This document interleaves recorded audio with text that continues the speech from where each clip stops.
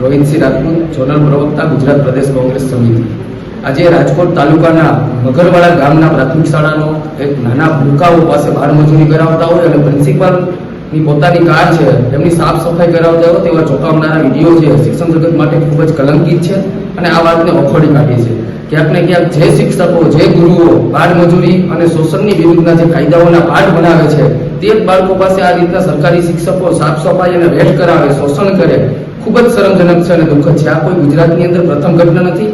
છાસવારે આવી ઘટનાઓ બનતી રહે છે, પરંતુ શિક્ષણ તંત્રની ઢીલી નીતિને કારણે કોઈ કડક કાર્યવાહી ન કરવાના બદલે રાજકોટની અને રાજ્યની મોટાભાગની શાળાઓની અંદર નાના બાળકો પાસે સાફ સફાઈ કરાવે છે, મધ્યાહન ભોજનના વાસણ સાફ કરાવે છે। આવી રીતના પ્રિન્સિપાલો પોતાના ઘરના કામો નાના બાળકો પાસે કરાવવાની ઘટનાઓ વારંવાર આવે છે। પરંતુ ક્યાંક ને ક્યાંક આજનો જે વિડીયો છે તે 3 અલગ અલગ ઘટનાઓનો છે। એક માટીનો જે ઢગલો છે તેમને ઉપાડવા માટે નાના ભૂલકાઓ કે જેમની ઉંમર 7 થી 8 વર્ષ છે તેમની પાસે આ મજૂરી કરાવે છે।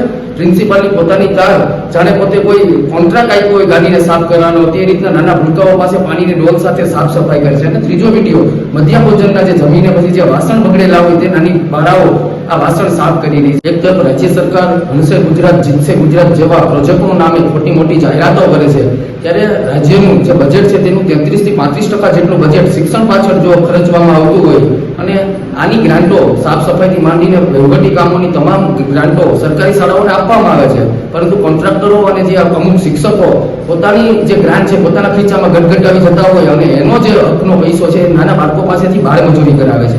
ખરેખર ખૂબ જ શરમજનક છે। આવી રીતના નાના ભૂલકાઓની માનસિકતા પર ખરાબ અસર થાય।